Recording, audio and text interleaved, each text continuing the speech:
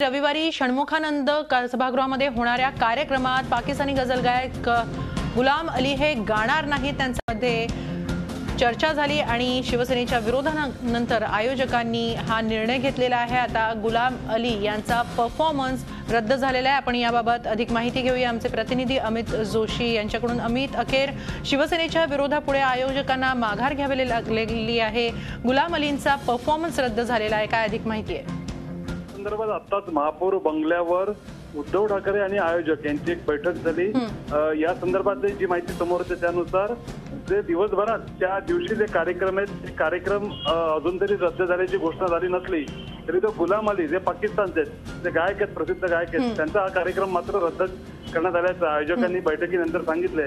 कारण उद्धव ठाकरेंनी या बैठकीमध्ये विनंती केली की ज्या प्रकारे पाकिस्तानचे अतिरेकी भारतात येऊन अशा प्रकारचा दहशतवाद माजवत आहेत, त्याच्यामुळे आम्ही या ठिकाणी गेले अनेक वर्ष पाकिस्तानचे खेळाडू असतील, कलाकार असतील, त्यांच्या विरोधात भूमिका घेतली। इथे क्रिकेटच्या मॅचेस होऊन दिल्या नाहीत असं असताना आणि आताच नुकताच रेल्वे बाउन्स पडण्याचा निकाल लागलाय, ज्यामध्ये पाकिस्तान ने पुरस्कृत असा दहशतवाद करत हा सगळा बॉम्बस्फोट केला होता, त्याचा निकाल नुकताच लागला होता।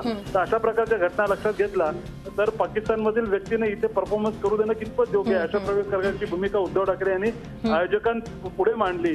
रोज जे जवान मारले जातात ते पाकिस्तान करून झालेल्या गोळीबारात मारले जातात, अशा प्रकारची भूमिका घेतल्यावर आयोजकांनी भूमिका मान्य केली आणि परफॉर्मन्स गुलाम अलींचा हा रद्द करत असल्याची या संदर्भातली घोषणा महापौर बंगल्यावर बैठक संपल्यावर त्यांनी बाहेरून केलेली आहे। धन्यवाद अमित, आपण दिलेल्या या सगळ्या माहितीबद्दल।